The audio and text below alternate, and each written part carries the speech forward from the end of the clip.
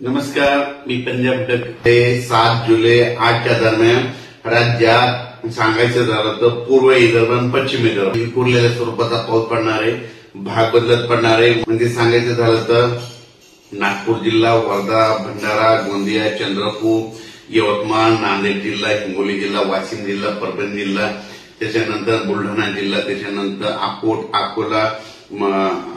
अकोला, त्याच्यानंतर जालना जिल्हा, जळगाव, जामोद, त्याच्यानंतर धुळे नंदुरबार या भागामध्ये म्हणजे या पट्ट्यामध्ये म्हणजे 6 जुलै 7, 8, 9च्या दरम्यान विखुरलेल्या स्वरूपाचा पाऊस पडणार आहे. पाऊस येणार आहे पण विखुरलेला पडणार आहे. सर्वदूर पडणार नाही. मोठा पाऊस जास्त असणार नाही म्हणून हा अंदाज लक्षात येतं. फक्त राज्यात मात्र पूर्व विदर्भात म्हणजे 6, 7, 8च्या दरम्यान मात्र पूर्व विदर्भात मात्र 6 जिल्ह्यामध्ये चांगला पाऊस असणार आहे म्हणून हे पूर्व विदर्भातल्या शेतकऱ्यांना अंदाज लक्षात येतं. त्याच्यानंतर मराठवाड्यात सांगायचं झालं तर नांदेड जिल्हा, परभणी जिल्हा, हिंगोली, त्याच्यानंतर जालना जिल्हा,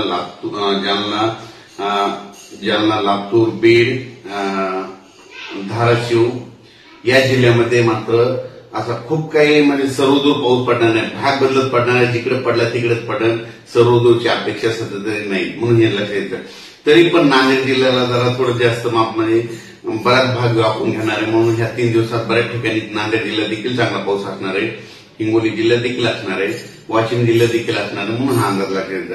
त्याच्यानंतर परभणी जिल्ह्यात देखील बऱ्याच ठिकाणी म्हणजे जवळपास सर्व परभणी जिल्ह्याच्या जवळपास 70% म्हणजे भागामध्ये चांगला पाऊस पडणार आहे म्हणून परभणी जिल्ह्यासाठी आनंदाची बातमी.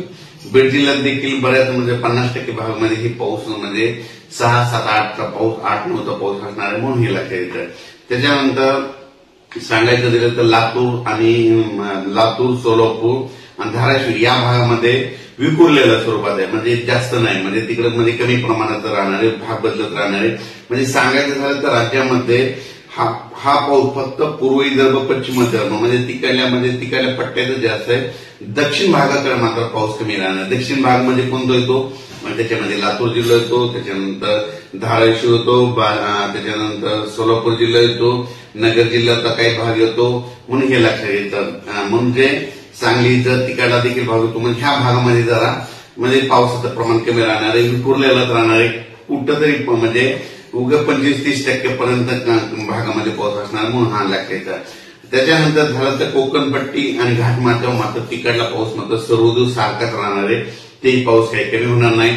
नाशिक जिल्ह्यातला पाऊस कायम राहणार आहे. कळवणचा राहणार आहे. धुळे नंदुरबार तिकडला देखील सरी तिकडल्या भागामध्ये चालू राहणार आहे.